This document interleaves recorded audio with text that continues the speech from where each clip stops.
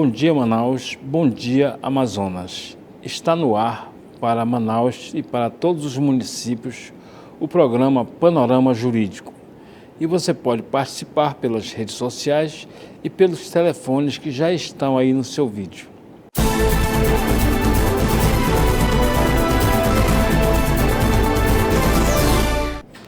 Impeachment é uma palavra de origem inglesa que significa impedimento ou impugnação, utilizada como um modelo de processo instaurado contra autoridades governamentais de alto nível, acusadas de infringir os seus deveres funcionais.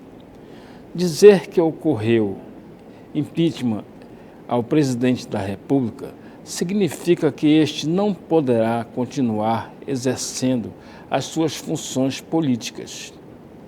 Os crimes que podem dar base a um pedido de impeachment podem ser abuso de poder, crimes normais e crimes de responsabilidade, assim como qualquer outro atentado ou violação à Constituição Federal de 1988.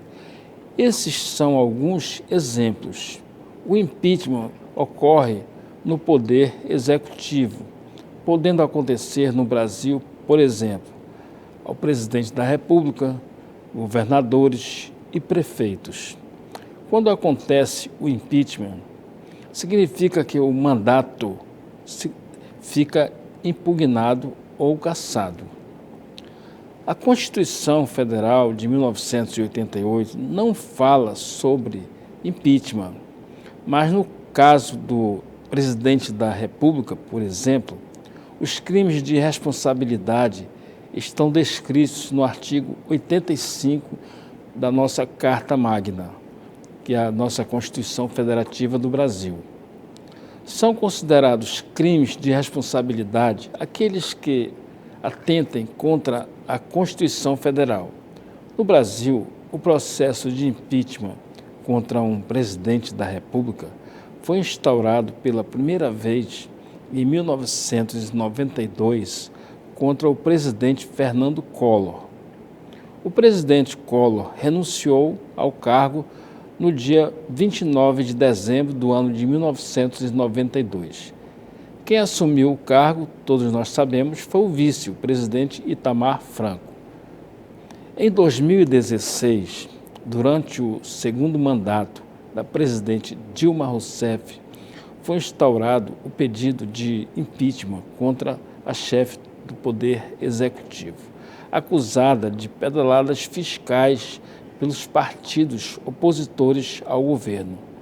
No dia 25 de maio do ano de 2017, tarde de quinta-feira, a Ordem dos Advogados do Brasil, OAB, entregou à Câmara dos Deputados o pedido de impeachment do presidente Michel Temer. A entidade também pediu que Temer fique inabilitado de exercer cargo público por 8 anos. Vamos a um breve intervalo e retornaremos em seguida com a entrevista da semana. Não saia daí.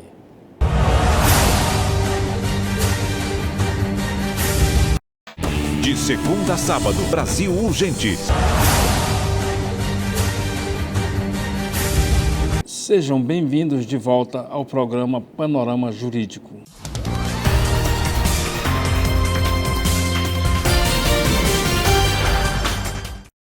E o nosso entrevistado de hoje, com muita honra, é o presidente da Ordem dos Advogados do Brasil, seccional do Amazonas, Dr. Marco Aurélio Choi.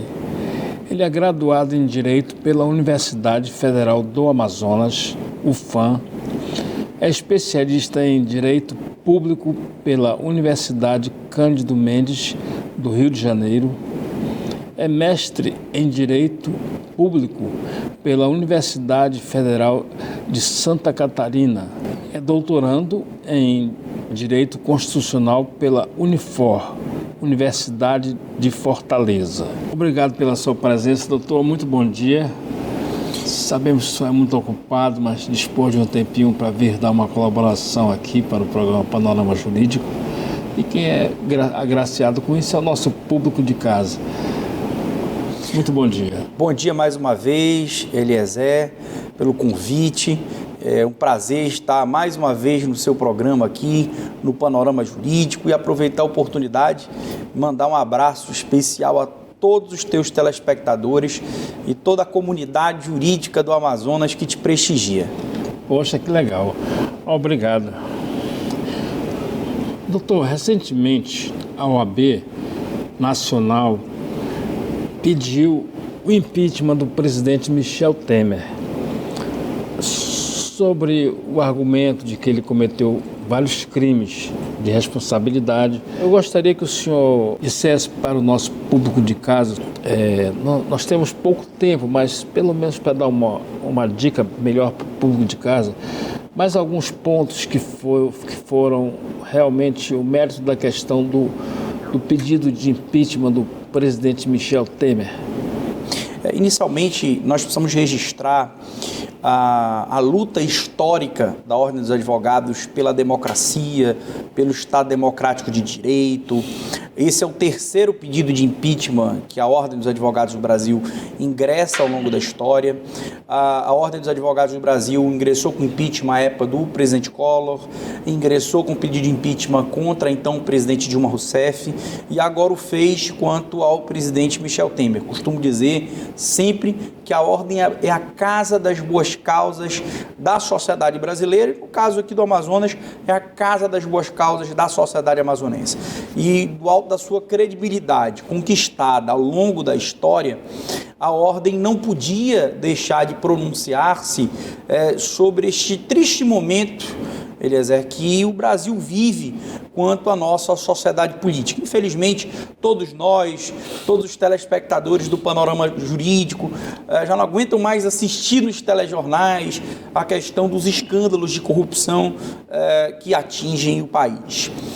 No caso específico do pedido de impeachment do senhor presidente da República, Michel Temer, nós temos que observar que houve um processo democrático dentro do sistema OAB. O Conselho Seccional do Amazonas deliberou pelo indicativo da OAB Amazonas de que propuséssemos o pedido de impeachment do presidente da República, e essa diretriz estadual foi levada, assim como nos outros 27 estados da federação, foi levado para o Conselho Federal da Ordem. O pleno do Conselho Federal da Ordem reuniu-se para decidir, deliberar a questão do pedido de impeachment. O senhor presidente da República se fez representar nessa sessão do Conselho Federal por representantes em sendo representado, exerceu ali o direito de defesa, de dar a sua versão dos fatos, e o Conselho Federal, por 25 votos a 1, decidiu, inclusive com um voto do Amazonas favorável, ingressar com o pedido de impeachment. Aqui fazer um registro, que o único voto contra o voto do Estado do Amapá dizia especificamente quanto a uma dilação de prazo em favor do Michel Temer, concedeu um pouco mais de prazo que ele pudesse apresentar a sua defesa. E aqui, eu acho que você foi bastante feliz na sua exposição quanto aos temas do impeachment. Diferente de todos os outros casos que nós estamos vendo diariamente de delações premiadas, que é um instituto que por si só merece uma avaliação cuidadosa, né? Até que ponto esse delator tem esses superpoderes de dizer quem é inocente e quem é culpado, que é o que efetivamente está acontecendo hoje na sistemática das delações premiadas. Mas diferente de todos os casos de delação premiada, onde o delator fazia referência a terceiras pessoas, dizendo, olha, eu entreguei o dinheiro para o fulano, eu entreguei dinheiro para o cicrano. No caso do presidente da República, Michel Temer, foi o primeiro caso onde havia a própria voz, a própria presença física do presidente Michel Temer nesse diálogo, né? Repito, o que diferencia esse caso do impeachment do Michel Temer de todos os outros casos da Operação Lava Jato, diz respeito ao fato de que houve uma reunião com efetiva presença do presidente da República. O presidente da República discute a validade da prova, a validade da gravação ambiental feita pelo seu Joesley Batista, dono da JBS, mas em momento nenhum desmentiu desmentiu a ocorrência da reunião, né? A reunião aconteceu, ela não foi desmentida. Uma reunião, como você bem mencionou, né? Na calada da noite, né? Na garagem do Palácio do Jaburu, fora de qualquer agenda oficial, contra um cidadão investigado e indiciado numa operação da Polícia Federal, que era a Operação Carne Fraca. Então, imagine, o presidente da República respondeu, não, mas eu atendo como atendo várias pessoas, como eu atendo qualquer um. É inimaginável acreditar que o presidente da República vai me atender, vai lhe atender, Eliezer, 11 horas da noite na garagem do Palácio do Jaburu. Óbvio que ele... Impossível. É óbvio que ele construiu ali uma relação de intimidade, tomou conhecimento de fatos criminosos, a existência da corrupção de agentes públicos patrocinados pelo seu Joesley e nada fez, né? Vale lembrar que qualquer servidor público que tome conhecimento da ocorrência de qualquer crime tem o dever de tomar as medidas cabíveis sob pena da ocorrência da prevaricação. Prevaricação, Com o senhor presidente da República, a questão não é diferente, né? O presidente da República é um agente político que tinha dever ali de não compactuar, de não concordar com aquilo, né? E o silêncio dele é uma omissão, né? Em tomar uma atitude. Ele foi omisso.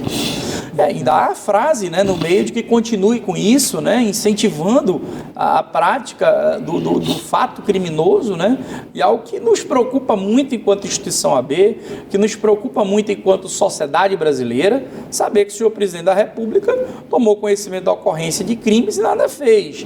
Muito pelo contrário ainda, né, estimulava a ocorrência disso. Mas foi louvável essa atitude da OAB, como sempre, já é o terceiro que ela ingressa, sem impeachment, e todos prosperaram. Eu creio que isso aí vai dar certo, né? Nós não temos nada contra o presidente Michel Temer, mas a sociedade ela tem o dever de cobrar realmente lisura de quem está ali no poder. Doutor, tem uma questão que se ouve muito falar em diretas já. O senhor, como expert em Constituição, na nossa Carta Magna de 1988, na sua opinião, o senhor entende que seria necessária uma PEC para modificar a Constituição, possibilitando que haja uma eleição direta para presidente? Gostaria de saber o seu ponto de vista. A OAB também tem uma preocupação muito forte, Eliezer, sobre esse momento em que vive o parlamento brasileiro. Inegavelmente vivemos uma crise de representatividade. Inclusive, a OAB do Amazonas pugnou não apenas pelo pedido de impeachment do presidente Temer, quanto da suspensão da tramitação do parlamento de todas as reformas, da reforma trabalhista, da reforma da Previdência. Nós entendemos que este momento é um momento estranho, é um momento diferente, é um momento que o parlamento está em crise também, né? Vários dos parlamentares estão sendo acusados de corrupção. Não é um momento oportuno para se discutir reformas tão importantes para o país como a reforma trabalhista, a reforma da Previdência. Com relação à questão das diretas, eu sempre costumo dizer que nos momentos de crise a solução tem que estar na Constituição, né? A Constituição muito claramente afirma que em caso de vacância do cargo de presidente e vice-presidente, que aí é uma cassação de ambos, no segundo biênio, nos 2 últimos anos do mandato, haverá uma eleição indireta. E aqui fazer um paradigma, um paralelo, uma distinção do caso que ocorre hoje com o estado do Amazonas, né? No estado do Amazonas nós tivemos a cassação do senhor governador do estado por uma decisão do Tribunal Superior Eleitoral. Então a Justiça Eleitoral ela entende que as eleições estão anuladas, as cassações pela Justiça Eleitoral geram novas eleições. Por quê? Porque ela entende que as eleições são nulas, porque foram fraudadas, porque foram havidas com vício e, portanto, gera-se o direito de uma nova eleição. Nesse caso do impeachment, é uma outra circunstância. Existe uma saída constitucional, e a saída constitucional é pela eleição indireta. Felizmente ou infelizmente, essas são as regras do jogo. A grande preocupação aqui hoje, e a OAB do Amazonas, pelo menos, o Conselho Federal ainda não bateu o martelo sobre esse tema, mas a OAB do Amazonas se posicionou sobre esse tema já, no sentido de defender o texto da Constituição atual. Ou seja, a regra do jogo hoje é que tenhamos uma eleição indireta. Uma eventual emenda à Constituição seria uma mudança das regras no meio do jogo. E isso é algo que também nos preocupa. Professor, me responda uma coisa. Essa questão da eleição direta ou indireta, como o senhor bem citou, aqui no Amazonas, o AL, que é a Assembleia Legislativa do Estado do Amazonas, insiste em querer uma eleição indireta. Mas sabemos que uma eleição direta custa para os cofres públicos em torno de 37 a 40 milhões de reais. Então, o senhor entende que isso é um custo-benefício necessário em prol dos eleitores da sociedade, ou o senhor optaria por uma eleição indireta que seria um custo zero para os cofres da sociedade? E aqui fazer o registro, mais uma vez, da diferença, né? As cassações oriundas da Justiça Eleitoral, elas geram anulação da eleição e, portanto, uma nova eleição. É assim que o Tribunal Superior Eleitoral decidiu, nesse caso do Estado do Amazonas, que, diga-se de passagem, é a primeira eleição suplementar de Estado na história do Brasil. Nós estamos aí na vanguarda, né, dos acontecimentos. Então, por decisão do TSE, houve uma eleição, ou a determinação para uma eleição direta, que já está marcada para o dia 6 de agosto de 2017, para o mandato tampão de governador e de vice-governador do Estado. A Assembleia Legislativa, ela se baseia no texto da Constituição Estadual, que repete o texto da Constituição Federal, com relação à vacância ocorrer nos 2 últimos anos do mandato. Só que nos parece que esse argumento de que haveria uma eleição indireta nos 2 últimos anos do mandato é um argumento inócuo por 2 motivos. Primeiro, por esse que nós mencionamos, que as cassações da Justiça Eleitoral se dão em razão da anulação da eleição e, portanto, a necessidade de uma nova eleição. E segundo, que aí vale registrar, o caso de cassação do senhor governador do Estado, apesar do recurso ter sido julgado agora no início de maio no TSE, não aconteceu em maio de 2017. A cassação do senhor governador do Estado do Amazonas se deu em janeiro de 2016, né, pelo Tribunal Regional Eleitoral do Estado do Amazonas, que por unanimidade cassou o mandato do senhor governador e do seu vice-governador. O que foi julgado agora em maio de 2017 foi um recurso do senhor governador que foi julgado improcedente, que foi improvido, mas a cassação ela sempre existiu. Existiu desde janeiro de 2016. O senhor governador estava na cadeira sob um efeito suspensivo do recurso, mas a cassação ela já existia nos 2 primeiros anos do mandato. Então me parece que essa tese da Assembleia Legislativa, infelizmente, não é uma tese que deve prosperar. E aqui lhe dá um dado. A União, que é quem vai pagar a conta no final das contas, né, por conta das despesas decorrentes da eleição, já sinalizou que ingressará, e isso é bastante comum na série eleitoral, toda vez que há uma cassação de um chefe do executivo, onde se gera uma nova eleição, a União sempre ingressa com ações de indenização contra aquele que deu causa à eleição anterior. Então, dizer que se vai gastar não sei quantos milhões numa eleição suplementar, que é dinheiro público, que é um custo público, é verdade. Então, mas a União vai promover regressiva contra a Assembleia, nesse caso, que ela que deu causa. Seria assim, não? Na realidade, não. A ação é contra o candidato. Contra o candidato. Cassado, ele que motivou, porque ele recorreu protelatoriamente, tal. Exato. Né? Tivemos, inclusive, já aqui no caso do Estado do Amazonas, já um precedente nesse sentido. O prefeito, à época, do município de Anamã, Raimundo Chicó, foi condenado pela União. Falo isso porque é um caso público, né? Processo público. Condenado pela União a ressarcir os custos da eleição suplementar. E aqui no caso do Estado do Amazonas não deve ser diferente. A União já sinalizou, inclusive, que deve promover as ações de ressarcimento.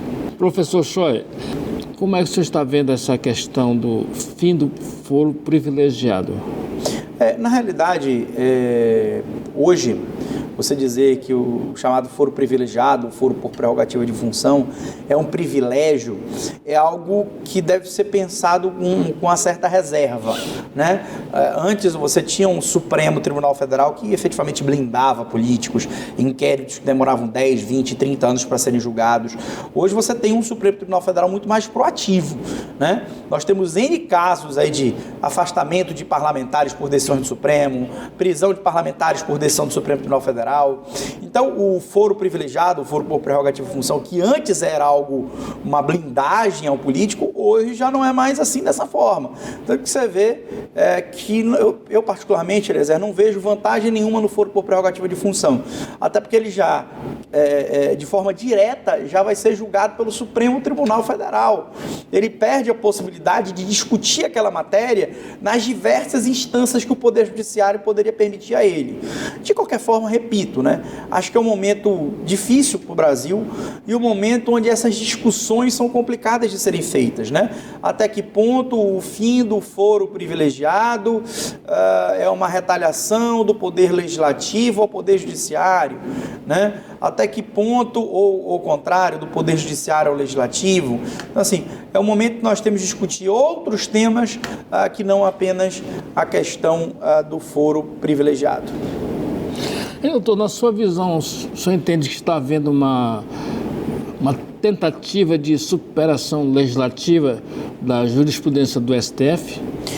Na verdade, nós estamos vivendo há algum tempo, um pouco mais de uma década, o fenômeno do chamado ativismo judicial, né? O que é esse ativismo judicial? É um judiciário cada vez mais proativo, no sentido de dizer que o legislativo, quem teria o papel legiferante de legislar,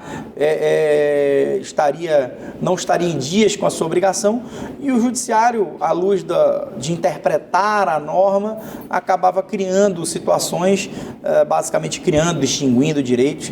É algo muito preocupante, né? Quando há uma interferência de um poder sobre o outro, né? A ideia de divisão de poderes para fins de fiscalização, que remonta a Montesquieu, é algo que é importante para a sociedade, né? Você saber os limites da atuação de cada poder. Doutor, tem um registro importante que eu gostaria de fazer sobre um evento que terá na OAB, no Conselho Federal, em Brasília, que será no dia 31/8/2017, sobre questões de defesa da advocacia criminal e do direito de defesa. Olha, para quem chegou agora, vou só fazer um comentário. É importante você saber que a entrevista de hoje é com o presidente da Ordem dos Advogados do Brasil, seccional do Amazonas, Dr. Marco Aurélio Choi. Então já estamos mais ou menos no meio da entrevista, não sai daí que está sendo muito importante. Tem uma questão que eu acho importante ouvir a sua opinião sobre a atuação da Justiça Federal e do Ministério Público Federal na Operação Lava Jato. O senhor entende que é necessário que entre em pauta nesse momento, nesse fuzuê todo, a questão do projeto do novo Código Penal, Código de Processo Penal, porque tem muitas questões ali que estão fora de época, que estão muito arbitrárias.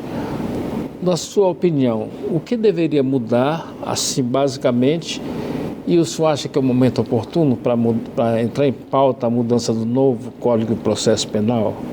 Eu acho que essa tua pergunta tem uma relação muito grande com esse evento que você anunciou do Conselho Federal. Existe uma preocupação hoje do sistema OAB em defesa das prerrogativas da advocacia e, acima de tudo, a defesa da advocacia criminal.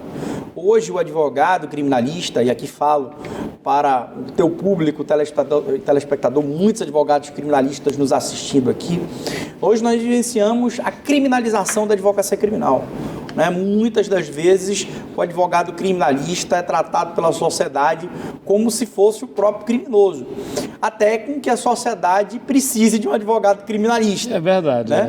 E aí, quando a sociedade precisa do advogado criminalista, é que essa importância desse advogado criminalista efetivamente aparece.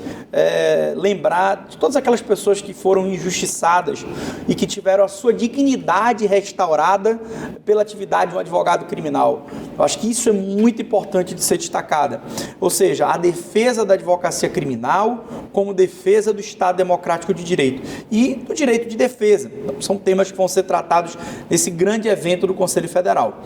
Com relação à questão da Operação Lava Jato, muitas queixas, né, se faz com relação ao juiz Sérgio Moro, né, virou um fla-flu, vamos dizer assim, né, aqueles que torcem para o Moro, aqueles que são contra o Moro, né, mas acredito que o Estado Democrático de Direito, as regras, elas devem estar acima das pessoas, né.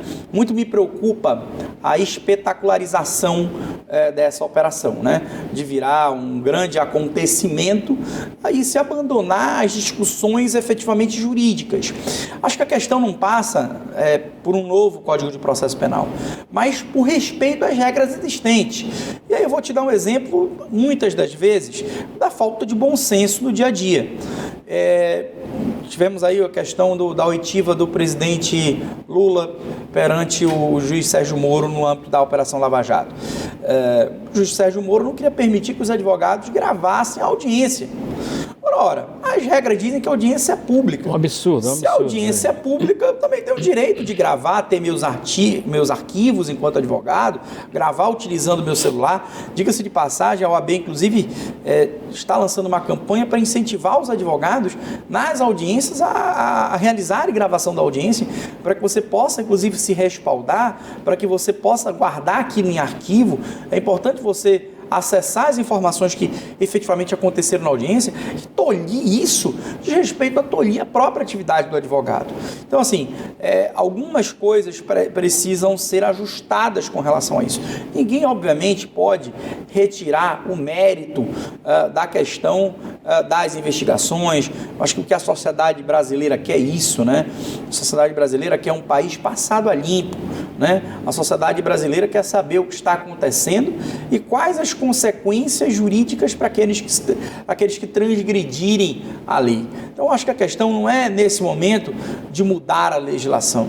Acho que a questão toda passa por conscientização, respeitar a legislação. Se todo mundo respeitar o que diz a lei, nós não vamos ter problema nenhum, nem com o Sérgio Moro, nem com quem quer que seja. Ótimo. Excelente resposta. Tenho certeza que o nosso público de casa ficou satisfeito. Eu gostaria de entrar numa parte agora que é muito importante, eu acho que é o ponto alto da entrevista. Eu vou falar sobre a sua casa, a OAB Amazonas. Eu lhe pergunto o seguinte, doutor, o senhor tem como informar mais ou menos assim, ou dizer, projetos já realizados e projetos a realizar na sua gestão? O senhor pode dar essa luz aí para o nosso público de casa, pela OAB Amazonas? Na realidade, fazer uma retificação, não é a minha casa, é a nossa casa, né, Eliezer? Tá. Que é a sua também. E de muitos dos nossos telespectadores que assistem o Panorama Jurídico. 11 mil e poucos advogados? Já 12.650 colegas advogados. 12.650. 12.650. Nós temos um ingresso hoje, tivemos um ingresso só no ano de 2016 de 1.300 novos colegas advogados, com 10 faculdades de Direito em Manaus, e olha que nós temos um exame de ordem que só aprova em torno de 15% a 16% dos candidatos. Um percentual muito baixo, né? Mas tem que fazer um filtro legal para saírem bons profissionais para o mercado de trabalho. É isso que a sociedade espera, né? Mas com relação aos projetos da ordem, eu sempre costumo dizer, Eliezer, que a OAB ela tem dois grandes trabalhos. Um trabalho no plano interno, que é a defesa das nossas prerrogativas enquanto advogados. E aí, quando a gente fala de prerrogativa de advogado, nós não estamos falando de privilégio para advogado. Nós estamos falando de garantias para o cidadão. Toda vez, por exemplo, que o cidadão fica incomunicável quando preso do seu cliente, né, não é uma prerrogativa simplesmente da advocacia que está sendo ferida, né? É um direito do cidadão de comunicar-se com o seu advogado. Então, é um direito do contexto do Estado Democrático de Direito que está sendo violado. Então, no plano interno, nós temos um trabalho muito forte na defesa das prerrogativas da advocacia, um trabalho que funciona 24 horas por dia, 7 dias na semana, 365 dias no ano, e com as situações mais inusitadas possíveis. Doutor, desculpa ter interrompido, interrompido é que o nosso tempo já encerrou realmente, já chegamos ao final. Mas termine esse raciocínio aí, desculpa ter interrompido, é porque o tempo realmente traiu a gente. Mas a sua entrevista foi demais, olha, sinceramente, tenho certeza que foi um presente para a nossa sociedade amazonense. E nós temos também, Eliezer, agradecendo mais uma vez esse espaço, um trabalho externo para com a sociedade, que é um trabalho nas mais diversas frentes de trabalho da Ordem, com ações referentes ao consumidor, pessoa com deficiência, mulher, defesa dos animais, meio ambiente. Então, eu sempre costumo dizer, a OAB é a casa das boas causas da sociedade amazonense. Eu quero aproveitar essa oportunidade nesse programa que é o programa jurídico mais assistido do nosso estado, para te agradecer mais uma vez o convite, dizer que a nossa OAB está de portas abertas para o panorama jurídico, assim como eu tenho certeza que o panorama jurídico também está de portas abertas com a OAB. Muito obrigado pelo convite, obrigado a todos os nossos telespectadores que estão nos assistindo, e essa é a OAB de portas abertas, esperando o colega e a colega lá à sua disposição. Muitíssimo obrigado mais uma vez, doutor. E o programa Panorama Jurídico de hoje está terminando por aqui. Agradecemos a todos aqueles que participaram pelas redes sociais, pelos telefones, e tenham todos um excelente final de semana. Lembrando também que quem não conseguiu assistir, que chegou no final agora, o programa completo vai estar no YouTube, postado lá na minha página, está linkado no meu blog, no portal do Holanda. Logo em seguida, depois de terminar o programa, se você quiser assistir o programa, que se você não teve oportunidade, pode linkar ali que você vai assistir o programa completo no YouTube.